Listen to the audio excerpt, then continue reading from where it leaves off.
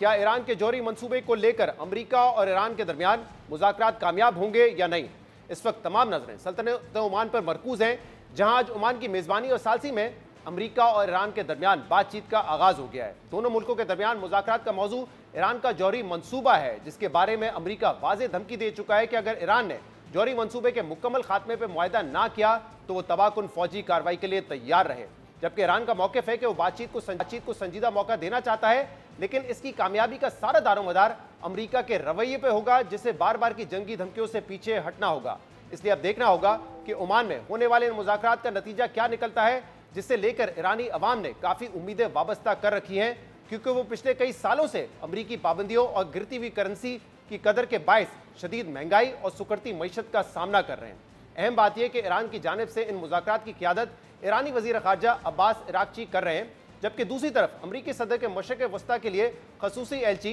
Stephen विट्कोफ मुज़ाकरात का हिस्सा हैं। लेकिन ये मुज़ाकरात जिस माहौल में हो रहे हैं वो बहुत दिलचस्प है, क्योंकि मुज़ाकरात के दोनों फरीक एक ही इमारत में अलग अलग कमरों में मौजूद हैं और ओमान के वज़ीर ख़ारजा इनके दरमियान पैगाम रसानी का किरदार अदा कर रहे हैं। ताहम अब से कुछ देर पहले ये खबर सामने आई है कि ईरानी और अमरीकी मुज़ाकरातकारों ने कुछ मिनट बराह रास्त बात भी की है, जबकि आज पहले दिन बातचीत का इख्तिताम हो गया है और ईरानी वज़ारत ख़ारजा का कहना है कि अमरीका के साथ बातचीत अगले हफ्ते भी जारी रहेगी। मुज़ाकरात के आगाज़ से कुछ देर पहले ईरानी वज़ीर ख़ारजा अब्बास इराक़ची ने अपने बयान में कहा कि हमारी नीयत मसावी बुनियाद पर मुनसिफाना बाइज़्ज़त मुआहदे तक पहुँचना है, और अगर दूसरा फरीक भी इसी नीयत से आए तो इब्तिदाई मुफाहमत मुमकिन है जो मुज़ाकरात की राह हमवार करेगी। जबकि इससे पहले ईरानी वज़ीर ख़ारजा ये भी बता चुके हैं कि ईरान सिफारतकारी को नया मौका देना चाहता है। इन मुज़ाकरात का वाहिद मौजू ईरान का जौहरी प्रोग्राम और उससे जुड़ी सख्त पाबंदियाँ हैं, जिसका मतलब है कि ईरान अपने ऊपर सख्त पाबंदियों के खात्मे के बदले अपने जौहरी प्रोग्राम को पुरअमन मकासद के लिए इस्तेमाल करने और इसमें शफाफियत लाने का यकीन दिलाएगा। ईरान सिफारतकारी को मौका देने की बात कर रहा है, मगर मुज़ाकरात के आगाज़ से पहले दोनों मुल्कों के दरमियान लफ्जी जंग भी देखने में आ रही है, क्योंकि अमरीकी सदर डोनाल्ड ट्रंप बातचीत में नाकामी की सूरत में ईरान को फौजी कार्रवाई की धमकी भी दे चुके हैं। We don't have much time because we're not going to let them have a nuclear weapon. Can't let them have a nuclear weapon. And we're going to let them thrive. I want them to thrive. I want Iran to be great. The only thing they can't have is a nuclear weapon. They understand that. With Iran, if it requires military, we're going to have military. Israel will obviously be very much involved in that. He'll be the leader of that. But nobody leads us. We do what we want to do.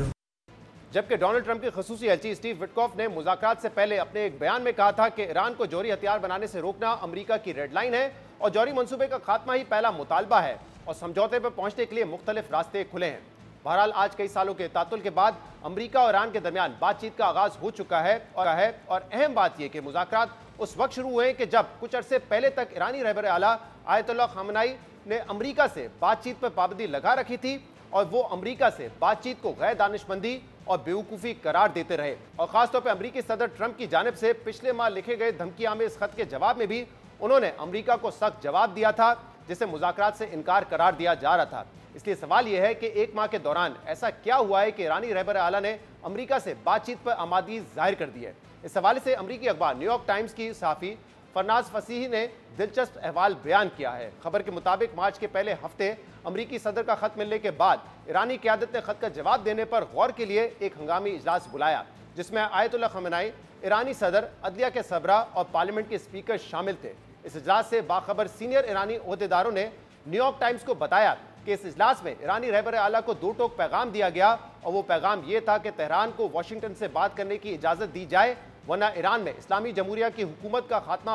हो जाएगा। इजलास में हुकाम ने Ayatollah Khamenei को खबरदार किया कि ईरान की मईशत पहले ही तबाहाल है, करेंसी की कदर मुसलसल गिर रही है, मुल्क में गैस, पानी और बिजली की किल्लत है, अमरीका और इसराइल से जंग का खतरा भी मंडला रहा है और ऐसे में ईरान ने अमरीका से बातचीत से इनकार किया या मुज़ाकरात नाकाम हुए तो ईरान के दो जौहरी तनसीबात नेतन्ज़ और फुर्दो पर फौजी हमले को कोई नहीं रोक सकेगा, जिसके बदले ईरान को भी जवाब देना पड़ेगा, जिससे जंग फैलने का खदशा होगा और ऐसी सूरत हाल में ईरान की मईशत को मजीद नुकसान होगा और अवामी गुस्से में मजीद इजाफा होगा और बैक वक्त दो महाजों पर लड़ने से रियासत की बका को संगीन खतरात का सामना होगा। न्यूयॉर्क टाइम्स के मुताबिक कई घंटों की इस मीटिंग के बाद ईरानी रहबर आला ख़ामेनी ने अमेरिका से बिलवास्ता मुज़ाकरात की इजाज़त दे दी, जिसके बाद 28 मार्च को ईरान ने अमेरिका को मुज़ाकरात पर आमादगी का पैगाम भेजा और अब इन हाई स्टेक्स मुज़ाकरात का बाकायदा आगाज हो चुका है, जिसका बुनियादी सवाल यह है कि क्या अमेरिका ईरान को अपने जोहरी मंसूबे के मुकम्मल खात्मे पर कायल करने में कामयाब होगा, और अगर ऐसा होता है तो अमेरिकी सदर डोनाल्ड ट्रंप ईरान को इसके बदले में क्या देने पर राजी होंगे। इस हवाले से न्यूयॉर्क टाइम्स ने आज अपनी रिपोर्ट में 2 ईरानी एहलकारों के हवाले से लिखा है कि ईरानी वफ्द ये वाजे करने का इरादा रखता है कि वो यूरेनियम अफसोदगी को कम और अपनी जोहरी सरगर्मी पर बैरूनी निगरानी पर बात करने के लिए तैयार है, मगर ईरानी नेगोशिएटर्स न्यूक्लियर प्रोग्राम के मुकम्मल खात्मे के हवाले से बात करने में दिलचस्पी नहीं रखते, जिस पर ट्रंप इंतजामिया जोर दे रही है। न्यूयॉर्क टाइम्स के मुताबिक ईरान इसराइली फौजी कार्रवाइयों से बचने और सिक्योरिटी काउंसिल की ईरान पर पाबंदी आयद करने की डेडलाइन खत्म होने यानी कि 18 अक्टूबर तक सिफारती मुज़ाकरात को बढ़ाने की कोशिश करेगा।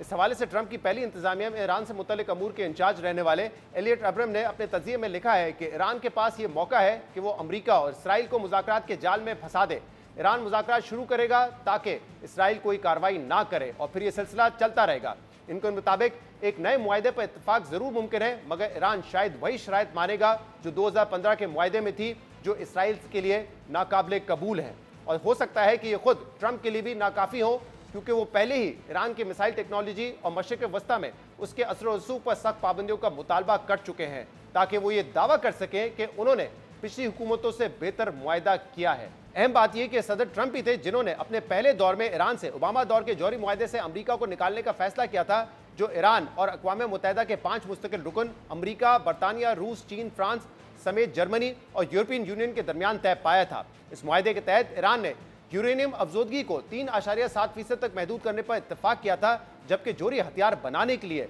90% यूरेनियम अफजोदगी की जरूरत होती है। इसके अलावा सेंट्रीफ्यूज को 20,000 से कम करके 5,000 तक महदूद करने, यूरेनियम अफजोदगी के जखीरे को 97% खत्म करने और उसे 10,000 किलोग्राम से कम करके 300 किलोग्राम तक महदूद करने पर भी मुआहदा तय पाया था, और इंटरनेशनल एटॉमिक एजेंसी को जौहरी तनसीबात के मुआयने की इजाज़त भी दी गई थी, जिसके बाद 2016 में इंटरनेशनल एटॉमिक एजेंसी ने ईरान की तरफ से मुआहदे के नुकात पर अमल दरामद की तस्दीक की थी, और फिर ईरान से अमरीकी और बैनुल अक़वामी पाबंदियां हटा दी गई थी, जिसके तहत ईरान के बैरून मुमालिक अरबों डॉलर्स के मुंजमद असासे गैर मुंजमद हुए और ईरानी तेल बैनुल अक़वामी तौर पर फ़रोग़ करने की इजाज़त दी गई थी। ताहम 2018 में सदर ट्रंप ने अमरीका को joint comprehensive plan of action से अलग करके इस मुआहदे को यकतरफा करार दिया था, जिसके बाद ईरान ने फिर यूरेनियम की अफजोदगी बढ़ाने का काम शुरू किया, और हाल ही में अक़वाम मुत्तहिदा की इंटरनेशनल एटॉमिक एजेंसी की रिपोर्ट के मुताबिक इस वक्त ईरान 60% तक यूरेनियम अफजोदगी कर रहा है। अफजोदगी की यह सतह एटम बम बनाने के लिए दरकार सतह से सिर्फ 1 दर्जे नीचे है, और इसीलिए अब अमरीका ईरान से जौहरी हथियार बनाने की सलाहियत छीनने और मुआहदे ना होने की सूरत में ईरान की जौहरी तनसीबात को निशाना बनाने की धमकी दे रहा है। इस हवाले से BBC ने अपनी रिपोर्ट में लिखा है कि अमरीका और इसराइल दोनों के पास ईरान के जौहरी ढांचे पर बमबारी करने की फौजी सलाहियतें हैं, लेकिन इस तरह की कार्रवाई पेचीदा और ख़तरनाक होगी, जिसके गैर यकीनी नताइज बरामद होंगे। रिपोर्ट के मुताबिक कलीदी जौहरी मकामात को ज़मीन के अंदर गहराई में दफन किया जाता है, यानी सिर्फ सबसे ज़्यादा ताकतवर बंकर को तबाह करने वाले बम ही इन तक पहुँच सकते हैं। इन्हीं ज़ेर ज़मीन मकामात से मुतल्लिक कुछ रोज़ पहले ईरानी मीडिया ने एक वीडियो जारी की थी, जिसे रॉकेट सिटी का नाम दिया गया था। ये रॉकेट सिटी क्या है, इस रॉकेट सिटी का मकसद क्या है, जौहरी मुआहदे पर अमरीका और ईरान के दरमियान क्या बातचीत किसी नतीजे पर पहुंच सकेगी,